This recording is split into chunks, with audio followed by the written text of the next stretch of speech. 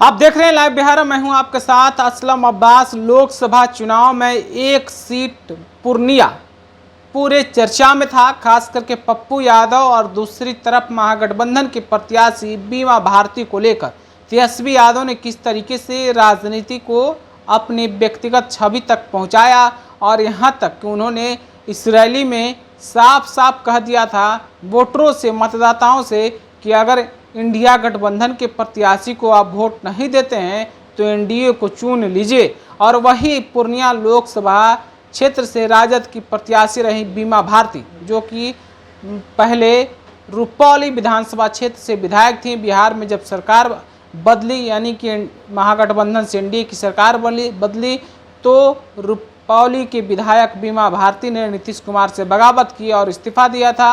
और उसके बाद अब जो है रुपौली विधानसभा से उपचुनाव कराने का ऐलान कर दिया गया है।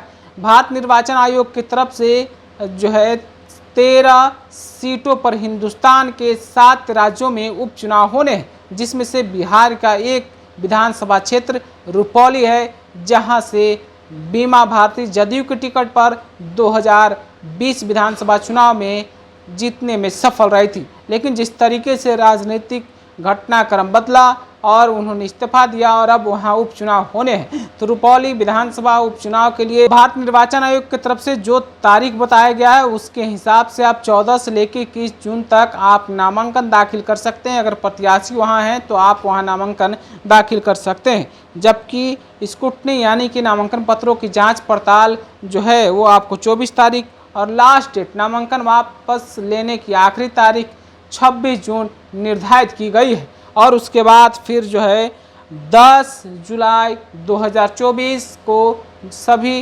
रुपौली के जितने भी बूथ हैं, विधानसभा के जितने बूथ हैं, वहां मतदान होने हैं और फिर आपको 13 तारीख को मतगणना किया जाएगा। तो जिस तरीके से रुपौली विधानसभा उपचुनाव को लेकर अब चर्चाएं और सियासत भी होगी, क्या सबसे बड़ा जो नज़र होगा, क्या फिर से बीमा भारती रुपौली से चुनावी मैदान में आएंगी। जिस तरीके से बीमा भारती का रुपौली में पिछले कई सालों से कब्जा रहा है, क्या उपचुनाव में भी वो चुनावी मैदान में होंगी? जिस तरीके से उनके पति बाहुबली छवि के लिए जाने जाते हैं, या फिर अब देखना होगा कि एनडीए गठबंधन की तरफ से जदयू किसे वहाँ प्रत्याशी बनाती है। तो बहुत ही दिलचस्प रुपौली विधानसभा उपचुनाव में राजनीति होने वाला है, खास करके बीमा भारती को लेकर। जिस तरीके से सियासत हुई बिहार में, अब क्या फिर से उपचुनाव में बीमा भारती मैदान में खड़ी रहेंगी? क्या इस बार उनको राजद टिकट देगी या फिर से कोई नया चाल तैयार है या बीमा भारती की तरफ से खेला जाएगा?